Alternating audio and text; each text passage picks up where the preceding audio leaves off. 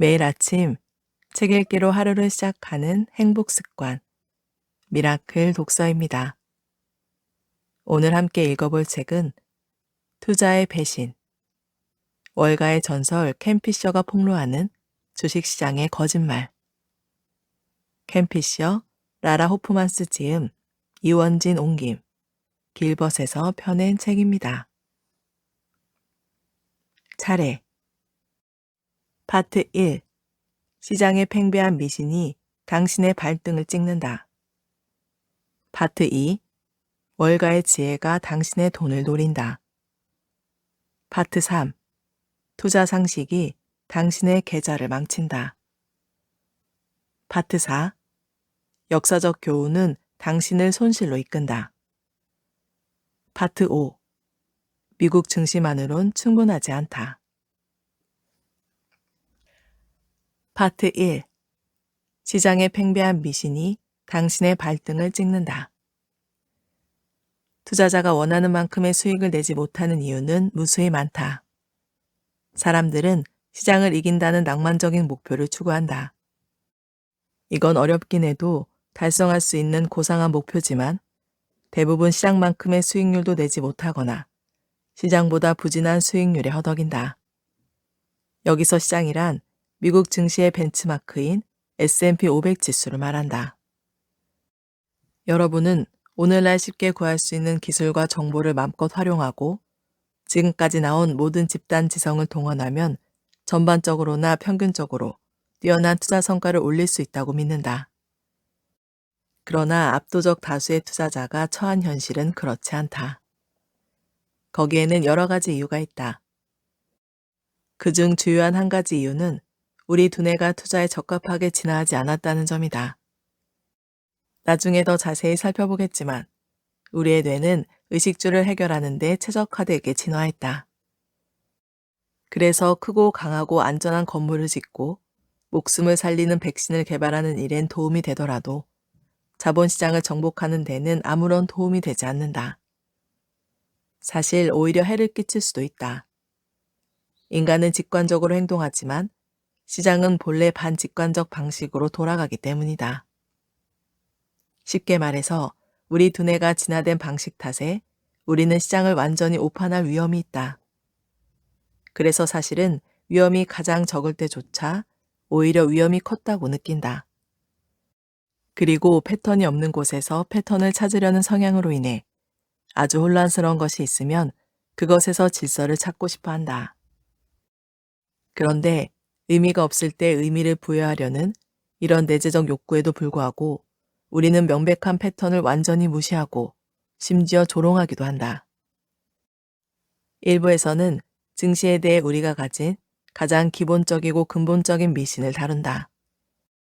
이런 미신들은 이론적인 오류를 낳을 뿐만 아니라 투자자들이 계속해서 값비싼 대가를 치르는 실수를 만드는 오해들이다. 가령 오랜 세월 축적되어 온 역사적 증거에도 불구하고 투자자들은 증시가 근본적으로 하락보다는 상승하는 경향이 강하다는 사실을 받아들이지 못한다. 또한 투자자들은 지나치게 단기적으로 생각하곤 한다. 인류가 단기적인 생존을 확보하는 데 집착해왔으니 그럴 수밖에 없기도 하다. 그래서 우리 조상은 추위를 이기며 살아남을 수 있었다. 그러나 이러한 본능은 장기적인 투자 전략을 고수하는 데 방해가 된다. 그리고 장기적인 성장 목표를 가진 투자자라면 대부분 장기적인 시각을 가져야 한다는 사실을 알고 있고 또 평상시엔 그래야 한다고 말하면서도 시장의 변동성이 커지는 순간 정신줄을 놓고 만다. 탐욕, 공포, 두려움, 소화불량, 불면증 등에 휘말려 합리적이고 냉정한 장기적인 목표와 어긋나게 투자 전략을 수정하는 일이 잦아지면 증시의 장기 평균 수익률에도 못 미치는 수익을 낼 가능성이 심각하게 커진다. 변동성도 문제다. 변동성에 맞닥뜨리면 장기적인 사고를 하는 훈련을 받지 못한 사람들은 이성을 잃게 된다. 그러나 변동성은 시장의 일반적인 특성이다. 아무리 베테랑 투자자라 하더라도 자본시장에서 평균은 수학적인 의미만을 지닐 뿐이라는 사실을 종종 망각한다. 시장은 극단적인 움직임을 보일 수 있으며 그게 원래 정상이다. 이 사실을 이해하지 못하는 사람들은 평정심을 쉽게 잃고 장기적으로 높은 투자 수익률을 올릴 기회를 놓쳐버린다. 심지어 사기를 당하기도 한다. 자본주의의 속성을 제대로 이해하면 이러한 미신들을 궁극적으로 이겨낼 수 있다. 인간의 창의성은 무한하다. 창의성은 결과적으로 기업의 미래이익을 창출함으로 증시를 밀어올린다. 금융이론과 금융사에 따르면 장기적으로 불확실성이 높은 주식 투자보다 단기적으로 보장된 국채 같은 안전자산 투자를 통해 확실한 수익을 노린다면 결국엔 더 낮은 수익률에 만족해야 한다. 그래서 위험도와 수익률은 상충적 관계라는 말이 나오는 것이다. 자본주의의 힘을 믿지 않아도 좋다. 자본주의가 여러분을 믿으니 여러분까지 꼭 자본주의를 믿을 필요는 없다. 그러나 만성적인 비관론자들처럼 여러분도 자본주의가 망가져서 더 이상 제 기능을 발휘할 수 없다거나 도덕적으로 문제가 있다고 생각한다면 미안한 말이지만 아예 주식 투자를 접어주길 바란다. 이 책을 쓰는 2010년 현재 많은 사람이 시장 상황을 바라보면서 자본주의가 미국 정부나 다른 국가의 정부에 존재하는 반자본주의적 힘을 극복하지 못하는 것은 아닌지 우려하고 있다. 그러나 궁극적으로 자본주의는 다른 어떤 억제력보다 강한 추진력을 지녔다. 믿지 않을지 모르지만 그것이 사실이다. 투자로 돈을 벌고 싶다면 자본주의가 단기적으로는 완벽하지 않더라도 장기적으로는 완벽에 가깝다는 믿음을 가져야 한다. 투자는 자본이 무한한 미래의 부를 창조할 수 있도록 최적의 장소로 흐르게 만드는 최선의 길이다. 성공 투자를 위해선 미신을 타파할 수 있는 용기와 배짱, 원칙과 밝은 시각이 필요하다. 투자의 배신 1. 채권은 주식보다 안정적인 수익을 보장한다. 투자의 배신 2. 투자하고 잠이 잘 와야 좋은 투자다. 투자의 배신 3. 은퇴자는 보수적으로 투자해야 한다. 투자의 배신 4. 자산 배분은 나이에 따라 다르게 해야 한다. 투자의 배신 5. 투자 시 시장 수익률 정도는 보장되어야 한다. 투자의 배신 6. 자산 보존과 증식을 동시에 이룰 수 있다. 투자의 배신 7. 당신의 직감은 언제나 맞다. 투자의 배신 8. 폭락을 한번 맞으면 투자는 끝장난다. 투자의 배신 9. 추세가 전환되었는지 확인한 뒤 진입해야 한다. 투자의 배신 10. 성장주가 언제나 최고 수익을 낸다. 투자의 배신 11. 능란한 사기꾼에겐 당할 수밖에 없다. 파트 2. 월가의 지혜가 당신의 돈을 노린다. 세계 금융의 중심지인 월가에 대한 비난은 항상 인기다. 가끔 온 나라가 비난에 집착하기도 한다. 2008년부터 2010년 사이에는 이런 비난이 미국 내에서는 야구, 세계적으로는 축구보다 더 인기를 끌었다. 그러나 이는 재난이 일어나면 언제나 희생양을 찾는 격이다. 월가는 희생양이 되기 쉽다. 그곳에서 일하는 성공한 사람들이 많은 돈을 벌기 때문이다. 대중은 돈 있는 사람들을 쫓아다니며 비난하는 걸 좋아한다. 하지만 개인적으로 나는 많은 돈을 벌 수 있는 능력이 대단히 좋은 능력이라고 생각한다. 여러분도 거기에 동의하기 때문에 이 책을 읽고 있는 것이 아니겠는가? 월가는 경제에 매우 유용한 서비스를 제공하는 곳이다. 기업이 성장하고 미래에 더 많은 수익을 내는 데 필요한 자본을 조달할 수 있게 돕는다. 기업이 앞으로 더 많은 수익을 낼 수 있으면 좋은 것이 아닌가? 그러면 기업은 주주 가치를 높이고 누구나 바라는 대로 일자리를 제공하며 보다 혁신적이고 저렴한 제품을 더 빠르고 더 여러 가지 형태로 만들어낸다. 이 모두는 분명 좋은 일이다. 그렇다고 해서 중개와 금융 서비스 업계에 전혀 문제가 없는 것은 아니다. 나는 말 그대로 그리고 상식적인 의미에서 월가에서 최대한 멀리 떨어진 곳에 회사를 세웠다. 우리 회사 본사는 태평양을 굽어보는 삼나무숲 높은 곳에 자리 잡고 있다. 나는 왜 해발 2000m 높이의 산 정상에 회사를 세웠을까? 내가 보기에 이익의 상당 부분을 상품 판매로 올리는 금융 서비스 산업은 이해 충돌 문제에 노출될 위험이 크다. 그리고 이 문제는 의도하건 하지 않았건 수많은 해로운 미신들을 낳을 수 있다. 그런 의미에서 월가 자체가 사실은 고객들의 주머니를 털어가고 심하게는 망하게 만들려고 세워진 면이 있다. 그리고 소위 월가의 지혜란 게 가끔은 그다지 지혜롭지 못하다. 금융상품 영업사원은 주식이든 채권이든 펀드든 옵션이든 상품이든 간에 투자 상품을 팔면 받는 수수료로 먹고 산다. 판매한 상품의 가격 변동은 그들이 받는 수수료에 영향을 미치지 않는다. 이 책을 읽는 독자들과 달리 대부분의 영업사원은 판매하는 투자 상품의 장기 수익률에 관심이 없다. 그게 불법은 아니지만 고객과 영업사원이 추구하는 목표가 반드시 일치하지는 않는다는 의미다. 금융상품 영업사원들이 나쁜 사람이라는 말은 아니다. 전혀 그렇지 않다. 대부분 선하고 성실하고 열심히 일한다. 물론 나쁜 사람도 있지만 그것은 어느 업계에서나 마찬가지다. 금융 서비스 업계가 잘못된 정보를 퍼뜨리는 것을 꼭 그들의 잘못만으로 볼 수는 없다. 가령 많은 투자 상품들은 단기적으로 투자자를 안심시키려는 목적으로 기획된 것이다. 그러나 일부를 읽은 독자라면 감정이 투자의 가장 큰 적이라는 사실을 알고 있을 것이다. 이러한 투자 상품들이 종종 안전하지 않는 것으로 확실히 드러나지 않더라도 이 상품들의 안정성은 계속해서 치열한 논쟁거리이다. 그래도 수수료를 벌어야 하는 영업사원들 입장에선 고객이 장기적 관점에서 투자하게 돕기보다 고객의 단기적 불안이나 탐욕을 자극하는 것이 더 쉬울 수 있다.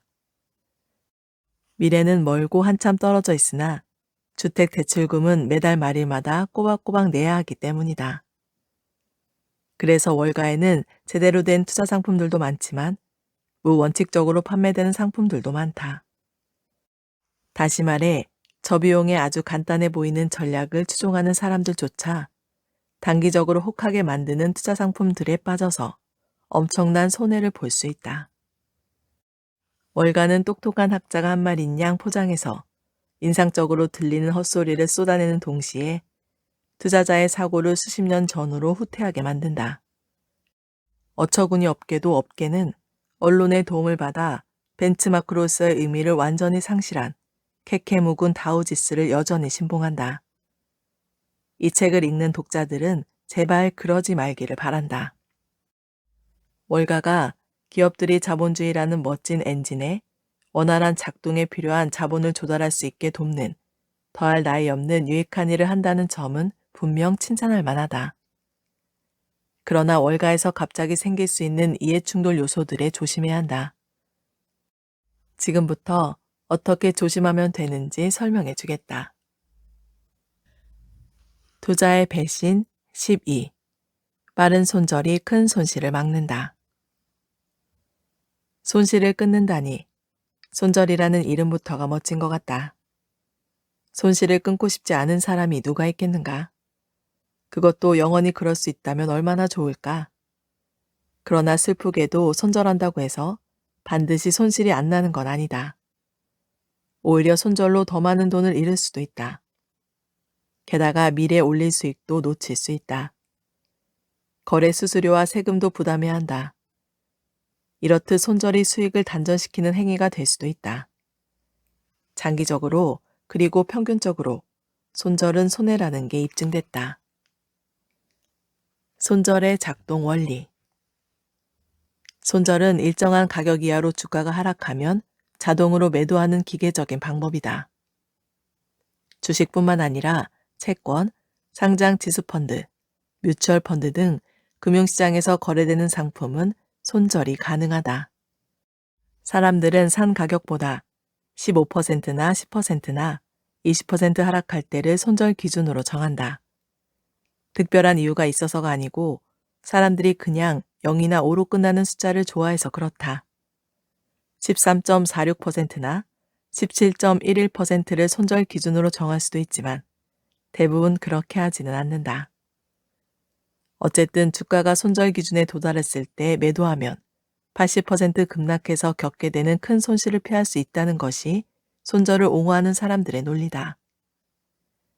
좋은 방법처럼 들리지 않는가? 그러나 손절은 원하는 효과를 내지 않는다. 손절이 평균적으로 돈을 건질 수 있는 확실한 전략이라면 모든 투자 전문가들이 적극적으로 활용할 것이다. 그러나 그들 중 압도적 다수가 손절하지 않는다. 내가 아는 한 성공적으로 자금을 장기 운용하는 어떤 운용력도 손절하는 경우를 보지 못했다. 손절이 의미 없는 이유는 현재와 미래의 주가가 연속적 상관관계를 갖지 않기 때문이다. 지금의 주가 움직임을 보고 미래의 주가 움직임을 예측할 수 없다. 어제 일어난 일이 오늘이나 내일 일어날 일에 전혀 영향을 미치지 못한다. 사람들은 7%건, 10%건, 15%건, 17.11%건, 일정 수준으로 하락한 주가가 계속 떨어질 것이라고 생각하기에 손절한다. 잘 생각해보자. 현재의 주가 움직임이 미래의 주가 움직임을 결정한다면 많이 오른 종목만 사면 된다. 그러나 본능적으로도 알겠지만 이러한 방식은 통하지 않는다. 많이 오른 종목이 가끔 계속 오르기도 하지만 반대로 하락할 때도 있다. 또는 횡보하기도 한다. 모든 주식이 그런 식으로 움직이지 않는다는 걸 안다. 그런데 왜 사람들은 주가가 하락할 때만 이 사실을 제대로 이해하지 못하는 것일까? 장세가 상승세냐 하락세냐 하는 기술적 분석과 시장 심리 및 분위기 변화에 따라 추격 매매하는 투자 전략을 모멘텀 투자라고 하는데 이를 신봉하는 사람들이 있다. 그들은 많은 주가 움직임을 예측할 수 있다고 믿는다. 그래서 오르는 주식을 사고 내리는 주식을 판다. 또 차트에서 패턴을 찾아내려고 한다. 하지만 모멘텀 투자는 평균적으로 다른 투자 전략보다 더 나은 성과를 내지 못한다. 오히려 대체로 더 부진한 편이다. 모멘텀 투자로 전설적인 성공을 거둔 투자자 5명의 이름을 대보라. 한 명이라도 있는가? 손절 기준이 의미가 있는가? 내 조언과 과거의 성과가 미래의 성과를 말해주지 않는다는 투자계의 정설에도 불구하고 여전히 손절을 원한다면 손절 기준은 어떻게 정할 것인지 따져보라. 기준을 그렇게 잡은 이유는 무엇인가? 단지 20이라는 숫자가 좋아서 20%를 손절 기준으로 잡았다고 치자. 주가가 20% 이상 하락했을 때 계속 떨어질 가능성과 반등할 가능성은 기본적으로 50대 50이다. 그러니 동전 던지기 내기를 하듯 투자를 하는 셈이다. 하지만 동전 던지기는 결코 좋은 투자 지침이 될 수 없다. 그래도 보유한 주식 가격이 20% 떨어져서 손절했다고 치자. 그런데 주가가 20% 떨어진 건 시장 전체적으로 그만큼 조정을 받았기 때문일 수도 있다. 시장이 반등하면 주가는 다시 올라갈 수 있다. 이 경우 해당 주식만 특별한 문제가 있었던 건 아니다. 전혀 문제가 없었다. 그러나 비교적 낮은 가격에 팔고 거래 수수료를 낸 뒤 현금을 확보했는데 시장이 급반등하면 어떻게 될까? 여러분이 매도했던 주식이 빠르게 반등했는데도 현금을 든 채 지켜보고만 있을 수밖에 없을 것이다. 여러분은 고가에 매수해서 저가에 매도한 것이다. 안타깝게도 이런 일들은 언제든지 일어날 수 있다. 아니면 악재가 등장해서 주가가 하락할 수도 있다. 여러분은 보유 주식을 매도하여 현금화시켰다. 그러면 이제 무엇을 살 것인가? 새로 매수하는 주식이 오르기만 할 것이라는 보장이 있는가? 그리고 새로 산 주식에도 20% 손절 기준을 적용했는데 그 주식도 20% 하락했을 때 또 파는 식으로 반복하다가 결국 돈을 전부 잃을 수도 있다. 손절한다고 해서 새로 매수하는 종목이 무조건 상승한다는 보장은 없다. 매도했던 첫 번째 주식이 경로를 바꿔서 1년 동안 80% 반등했다면 어떻게 될까? 큰 수익 창출 기회를 놓치게 된다. 여러분은 저가에 매도한 건 물론이고 거래 수수료를 2번 냈고 수익까지 놓친 게 된다. 일단 손절한 다음 상황이 안정되면 다시 매수하면 된다는 생각도 어불성설이다. 주가가 하락했다는 이유로 무조건 팔았는데 어떤 펀더멘탈을 근거로 다시 매수할 것인가? 이번에는 다른 각도에서 손절의 문제점을 살펴보자. 여러분이 $50에 매수한 주식이 $100까지 상승했다고 하자. 이때 여러분 친구가 같은 주식을 매수했다. 그러나 이후 주가는 20% 빠지면서 $80까지 떨어졌다. 그러면 여러분과 친구는 같이 매도해야 할까? 아니면 여러분이나 친구 중 한 사람만 매도해야 할까? 손절이 보장하는 것은 늘어나는 거래 수수료뿐이다. 증권사들이 손절의 필요성을 열심히 홍보하는 것도 분명 수수료를 더 많이 벌 수 있어서다. 손절이 더 나은 전략이라는 증거는 어디에서도 찾아볼 수 없다. 어린이들이 집착하는 담요처럼 불안한 투자자들을 달래는 값비싼 심리요법에 불과하다. 담요는 실질적으로 어떤 해도 끼치지 않지만 손절은 조금씩 계좌를 축낸다. 그러니 손절 전략을 쓰고 싶다면 다시 생각하라. 투자의 배신 13. 커버트 콜은 위험을 피하는 좋은 전략이다. 투자의 배신 14. 정액 분할 투자로 위험은 낮추고 수익은 높일 수 있다. 매입 원가 평준법은 목표로 하는 주식을 일정 기간 나누어 꾸준하게 매입함으로써 매입 평균 단가를 낮추는 투자 방법을 말한다. 미국의 퇴직연금 제도인 401k를 통한 주식 투자도 매달 일정액을 투자하게 된다는 점에서 이와 유사한 측면이 있다. 물론 100% 똑같지는 않다. 401k는 매달 일정하게 퇴직금을 회사가 적립해주면 근로자가 이를 운용해 스스로 투자하는 방식이라 한 달 만에 투자할 돈을 몽땅 주식에 투자할 수가 없다. 적립액이 정해져 있으므로 장기간에 걸쳐 나눠서 납입할 수밖에 없다.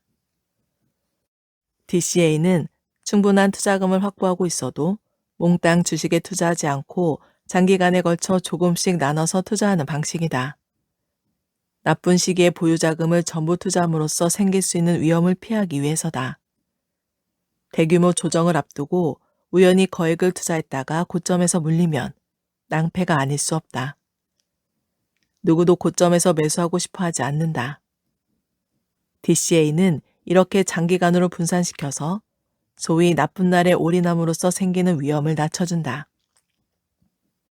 이런 효과가 있지만 이 전략이 장기적인 수익률을 높이는 데도 도움이 될까? 아닐 수도 있다. 하지만 거래 수수료 부담이 커지는 건 확실하다. 그리고 수수료 부담은 수익률엔 마이너스 요인이다. 분할 투자는 수수료 잔치에 불과하다. DCA는 투자자에게 유리하게 작용할 때도 있고 불리하게 작용할 때도 있다. 1990년대 말처럼 장기간에 걸쳐 대세 상승을 하면 사람들은 나쁜 시기에 대한 걱정을 하지 않는다. DCA는 사람들이 공포를 크게 느끼는 약세장이나 그 이후에 다시 인기를 얻는다. 증시가 호황일 때는 부도덕한 투자 상담사들만이 대개 강세장에서도 한 번에 투자하기보다는 여러 번 나눠 투자하도록 권유함으로써 수수료 수입을 늘리기 위해 DCA를 선전한다. 물론 대부분의 투자 상담사들은 정직하다. 그러나 고객의 거래 수수료가 성과로 직결되는 증권업계에서는 수수료를 많이 받으려는 사람들을 자연스럽게 만날 수밖에 없다. DCA는 투자 상담사들에게 수수료 수입을 올릴 좋은 방법일 수 있다. 고객의 거래 횟수가 늘어나면 내야 할 수수료도 늘어날 수밖에 없기 때문이다. 그래도 투자 위험을 줄일 수 있다면 수수료를 더 지불할 만한 가치가 있을 수 있다. 그러나 수많은 연구 결과를 보면 DCA는 위험을 줄여주지도 않고 수익을 높여주지도 않는다. 약 15년 전에 마이클로 제프 전 버팔로대 금융학과 교수가 뛰어나고 치밀한 연구를 통해 그렇다는 사실을 밝혀줬다. 그는 1990년대 대형 강세장이 일어나기 전인 1926년부터 1990년 사이 매년 큰돈을 한 번에 투자하는 방식과 12개월 동안 매달 나누어 투자하는 방식의 수익률을 비교했다. 그 결과 3분의 2에 해당하는 기간 동안 한 번에 투자하는 방식이 DCA 방식보다 더 높은 수익률을 기록했다. DCA 지지자들의 기대나 언론의 선정과는 정반대의 결과였다. 전체 기간을 놓고 보면 한 번에 투자하는 방식의 연평균 수익률이 1.1%포인트 더 높았다. 복리의 힘을 생각하면 결코 적은 수치가 아니다. 얼마 전에 우리 회사에서 자체적으로 조사한 결과도 비슷하게 나왔다. 우리는 1926년부터 2009년 사이 20년마다 연초에 일시 투자했을 때와 12개월 분할 투자했을 때의 수익률을 비교해봤다. 투자하지 않은 돈은 예금 수준의 수익률을 올렸다. 우리 분석에 따르면 일시 투자가 69%에 해당하는 기간 동안 더 나은 수익률을 올렸다. 여기에 DCA 방식을 썼을 때 늘어난 거래 수수료까지 감안하면 수익률 격차는 더욱 벌어진다. DCA 지지자들은 믿고 싶지 않겠지만 엄연한 사실이다. 사람들은 2000년대 주가가 평탄했다고 잘못 생각한다. 마지막 주가가 처음 주가와 비슷했기 때문이다. 그러나 사실은 그렇지 않다. 그 사이에 큰 변동이 있었다. 또한 2000년대의 마지막 주가가 처음 주가와 비슷했기 때문에 다음 10년의 주가도 평탄할 것이라고 잘못 생각하는 사람들이 있다. 이런 생각도 틀렸다. 누구도 어디서도 그렇게 미래의 긴 시간에 걸친 주가 변동을 예측할 수 없다. 그리고 방금 일어난 일이 앞으로 일어날 일을 예측할 수 있게 해주지 않는다. 주가가 평탄하게 끝난 기간에도 DCA는 전혀 도움이 되지 않는다. 현금 보유에 따른 이자 수익은 늘어난 거래 수수료로 대부분 소비된다. DCA는 앞으로 시장이 하락할 것이라는 사실을 아는 경우에만 도움이 된다. 그리고 주가 하락을 정확하게 예측할 수 있다면 애초에 DCA 전략을 쓸 필요가 없다. 간단히 말해서 장기적으로 보면 일시 투자가 더 나은 수익률을 낼 확률이 훨씬 높다. 매년 그렇다고 보장하지는 못하더라도 DCA를 충분히 비합리적인 투자 전략으로 만들 정도는 된다. 이유는 간단하다. 주가는 대개 우상향하기 때문이다. 그래서 조금씩 투자하여 단기적인 변동성을 피함으로써 얻는 혜택보다 한 번에 더 오래 투자하여 얻는 혜택이 더 크다. 대부분의 투자자들은 장기적으로 보면 시장의 타이밍을 노리는 것보다 시장에 계속 남아있는 편이 낫다는 사실을 수용하고 인정한다. 그렇다면 왜 DCA라는 미신에 쉽게 빠지는 것일까? 이유는 간단하다. 앞서 말했고 앞으로도 자주 말하겠지만 경제적 손실이 주는 고통이 그만큼의 수익을 냈을 때 얻는 기쁨보다 2배 이상 크기 때문이다. 그래서 투자자들은 엄청난 고통을 줄 큰 실수를 단기적으로 피할 수 있다면 열등한 전략이라도 받아들이려고 하는 것이다. 물론 나쁜 식에 올인하면 많이 후회할 것이다. 인간인 이상 우리는 후회를 느끼기 싫어한다.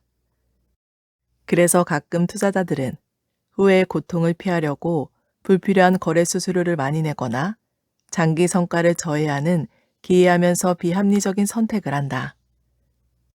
합리적이지 않지만 자주 일어나는 이러한 실수를 방지하려면 감정은 투자의 가장 큰 적이라는 사실을 항상 명심하고 있어야 한다. 설령 아주 나쁜 시기에 일시 투자를 했더라도 장기적인 상승장에 따른 수익이 단기적인 하락장에 따른 손실을 압도한다는 사실을 기억하라. 역사적으로 강세장은 약세장보다 더 큰 규모로 오래 지속되었고 이러한 경향은 앞으로도 지속될 가능성이 높다. 한마디로 DCA는 사람들이 원하는 대로 되지 않으며 DCA의 가장 큰 수혜자는 더 많은 수수료 수입을 올리는 증권사다. 그러니 내 말을 믿고 DCA의 허울에 속지 말라. 투자의 배신 이 책은 목차를 보면 아시겠지만 투자의 배신 1부터 50까지 나와 있습니다. 저는 오늘 투자의 배신 12, 빠른 손절이 큰 손실을 막는다. 투자의 배신 14, 정액 분할 투자로 위험은 낮추고 수익은 높일 수 있다. 이 두 부분을 함께 읽었습니다. 책 구매하셔서 나머지 부분 직접 확인하시면 투자에 많은 도움이 될 거라 생각합니다. 오늘 미라클 독서는 여기까지 읽도록 하겠습니다. 오늘도 함께 해주셔서 감사합니다.